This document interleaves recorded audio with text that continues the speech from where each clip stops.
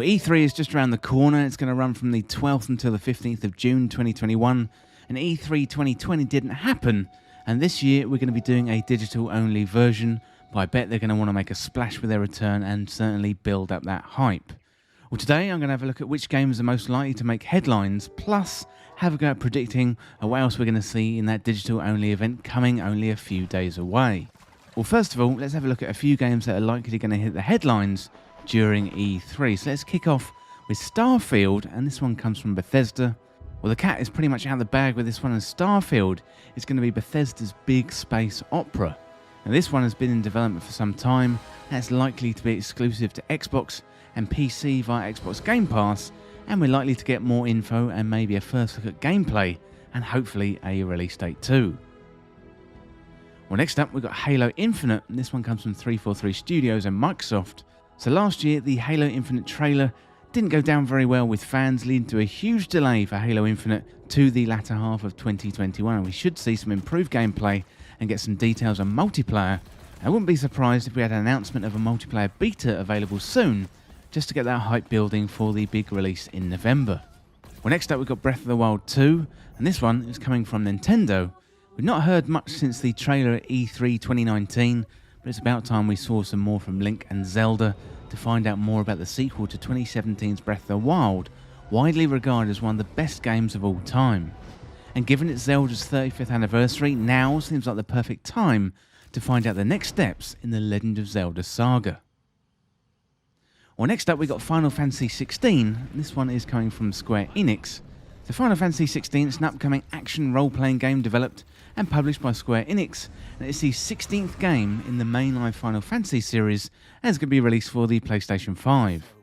It's being produced by Naoko Yoshida and directed by Hiroshi Takai, and Final Fantasy XVI is set in the fictional land of Valisthea, a continent with 6 factions that's on the verge of conflict due to a spreading evil called the Blight.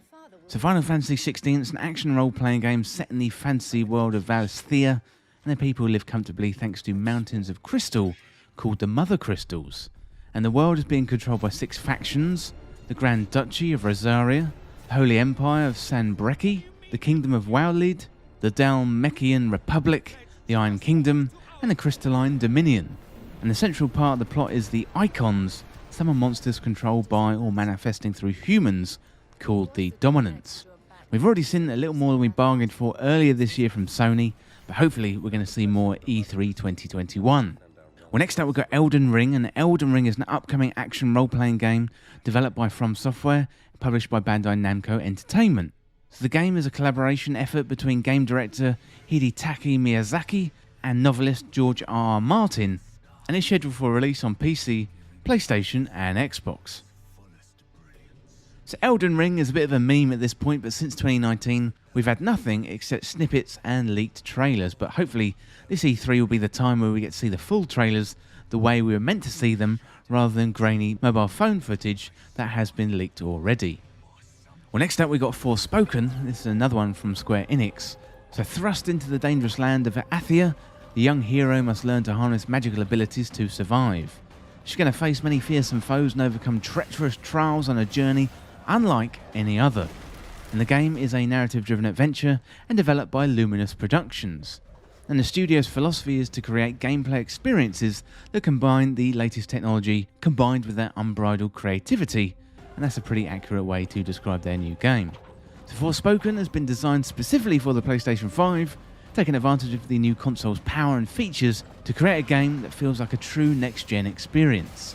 So in Forspoken you're going to play the role of Frey as she enters Athia for the first time, and the new land is stunningly beautiful but also cruel and deadly, and Forspoken is set to release in 2022 for PS5 and PC. Well, next up we've got a big new rumour, and this is the Switch Pro or the Super Nintendo Switch. So Nintendo is actually expected to unveil their long-awaited upgrade to the Nintendo Switch ahead of E3 2021, with multiple outlets reporting on the Friday the 28th of May. So this announcement will free up developers to announce their projects at E3 and fully start the hype train towards the Switch Pro or Super Nintendo Switch. So Nintendo themselves have a showcase planned for E3, and they should show off both first-party and third-party games for the existing and new model of Nintendo Switch.